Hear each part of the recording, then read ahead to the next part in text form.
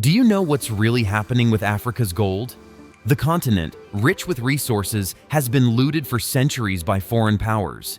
But what if I told you it's not just the West profiting from Africa's wealth anymore? Today, we're taking a deep dive into an ongoing exploitation scheme involving gold smuggling, state complicity, and even the involvement of terrorism. And the biggest player in this modern-day gold rush? The United Arab Emirates, and more specifically, Dubai. This isn't speculation or hearsay. It's been thoroughly documented.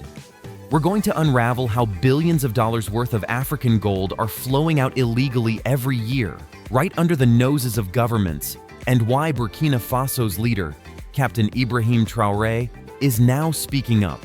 The value of African gold. What's the first thing that comes to mind when you hear about African gold? Is it the wealth of nations like South Africa, Ghana, Mali, or Burkina Faso? In 2022, Africa was the world's largest producer of gold, with Burkina Faso ranking as the fourth largest producer on the continent. For many African nations, gold is not just a commodity, but the lifeblood of their economies. It generates jobs for millions of artisanal miners, sustains government revenues, and represents a path to economic growth and self-sufficiency. But there's a darker side to this industry. Research shows that a significant portion of Africa's gold is not contributing to the betterment of its people or economies. Instead, it's being smuggled out illegally. And the United Arab Emirates, specifically Dubai, has become the central hub for this illicit trade. To put it into perspective, in 2022, 93% of the illegal gold entering the UAE originated from Africa. That's a staggering 435 tons of gold, worth around $35 billion. Let that sink in for a moment. This means that about 40% of Africa's gold production and 12% of the world's total gold production are being stolen, smuggled out to enrich others. How is this happening? Why isn't this gold being recorded in the export documents of African nations? What's going on?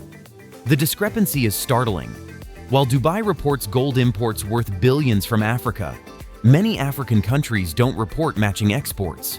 In fact, in 2016 alone, the UAE imported $15.1 billion worth of gold from African countries. But a huge portion of this gold never appeared on the export records of those countries. This suggests something deeply troubling: systematic smuggling that is depriving these nations of billions in revenue. One of the primary culprits behind this smuggling is artisanal mining.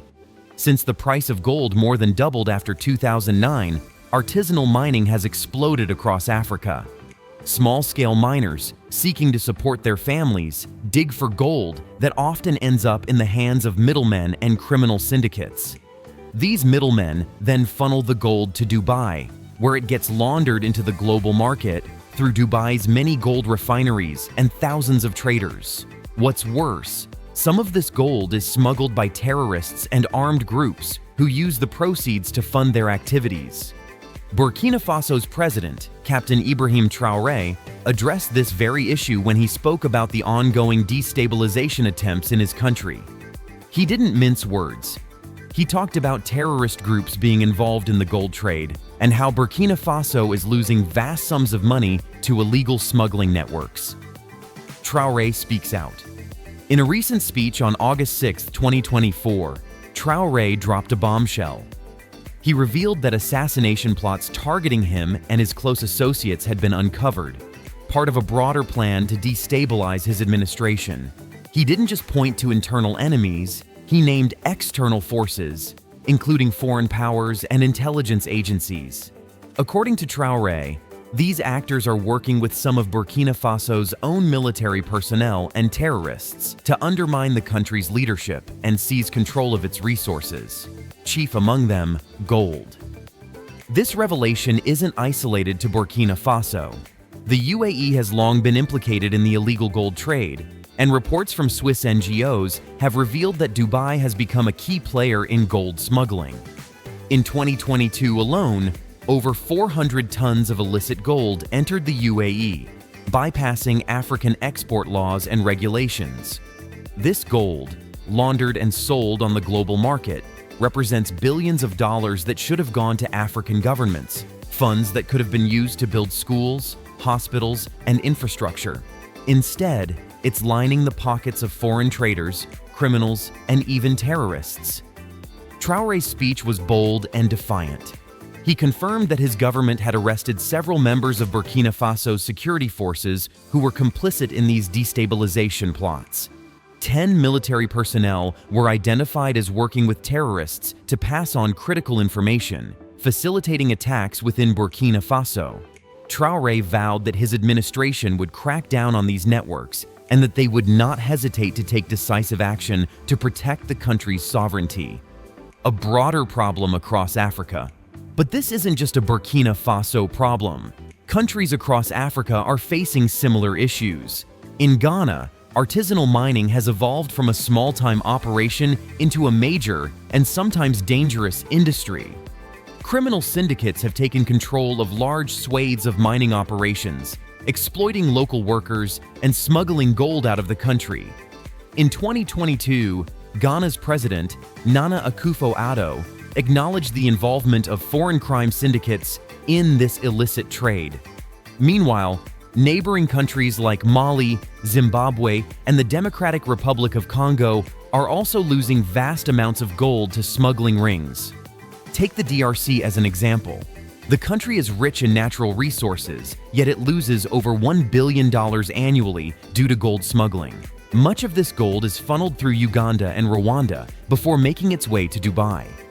Rwanda, which doesn't even have significant gold mining operations of its own, reported exporting $542 million worth of gold to the UAE in 2022.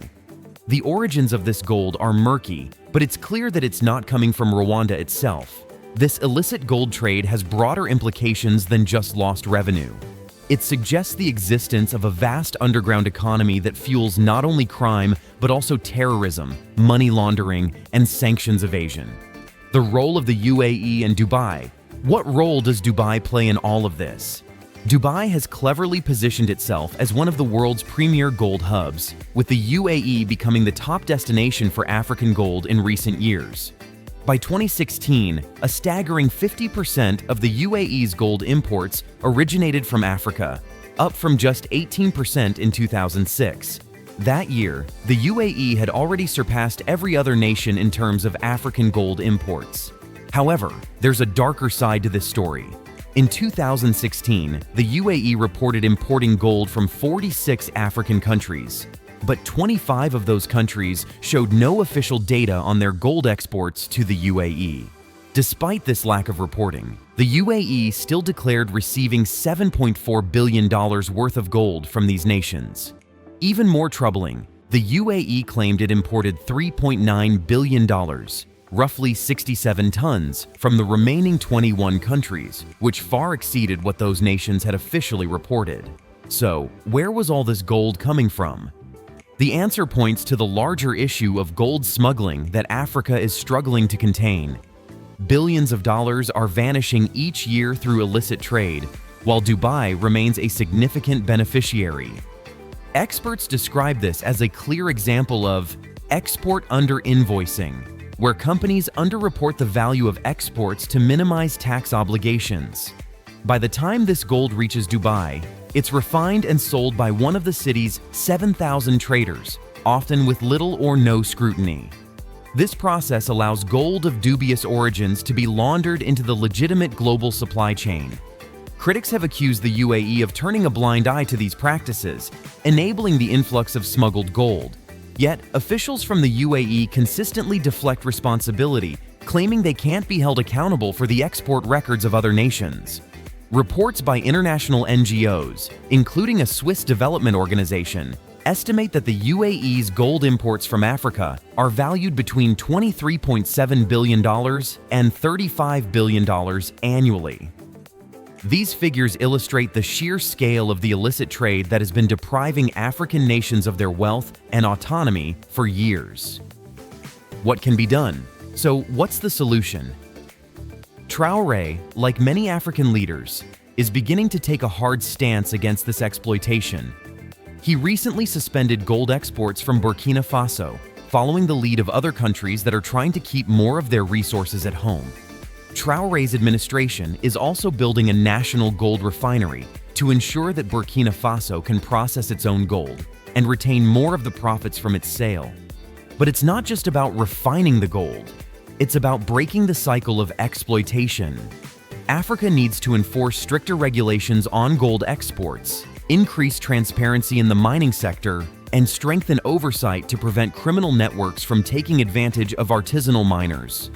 This is a massive undertaking, but it's necessary if Africa is to regain control over its most valuable resources. The international community also has a role to play. Countries like the UAE must be held accountable for their role in laundering illicit gold, and global markets need to demand more transparency in the supply chain.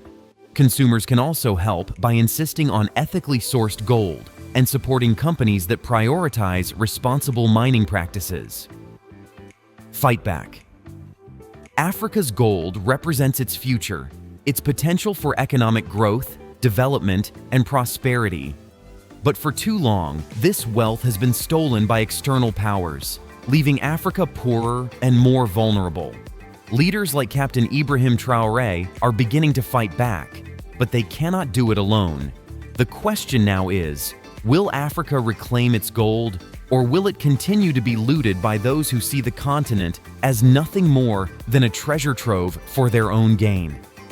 If this story resonates with you, please consider liking, subscribing, and sharing your thoughts in the comments.